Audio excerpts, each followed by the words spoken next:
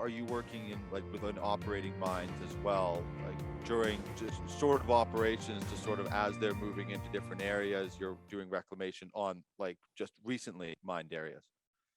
Yeah, so all of the above. So it just really depends on the project. So some projects we're working with them at the beginning when they're doing initial construction and they've got to stabilize the site where they moved, some substrate. We work on closure plans. We work on reclamation. We work on projects that are for orphan mines. So really all of the above. If they have a need for seed, then we can help them. So I was going to ask, what is sort of the scale that you're working at? I mean, again, probably when people start watching mine now, the first thing they're not thinking of is planting wildflowers. So I want to sort of get a scope of the scale that you're working within.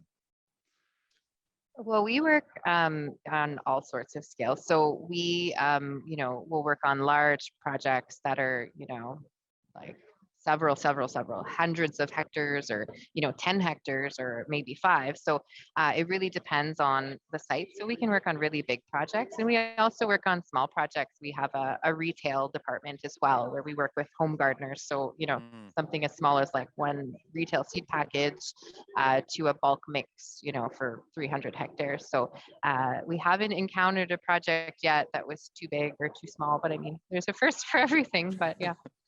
Um, are these when I saw on your website talking about sort of native seeds to an area?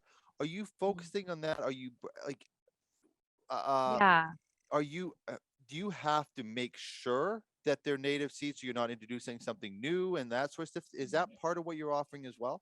Yeah, so we specialize in native seed, which is seed that are endemic to an area that are, the wild growing varieties that have a relationship with wildlife in a given area.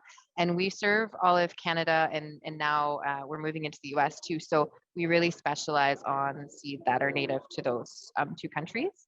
And then in terms of, what's permitted and what isn't, it really depends on a few factors. So um, first, there's a list of species that are just not allowed in any seed mix, that are noxious or problematic. So that's kind of the first level. And then depending on the project, it really depends, if they have a closure plan that's quite sophisticated, where they're really trying to make sure that there's site cover that's similar to what was there before.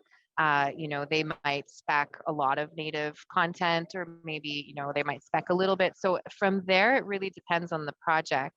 But of course, there is the requirement to stabilize a site afterwards. And so that requirement might include natives, or it may, just include like a turf grass mixture. So it really depends on the project.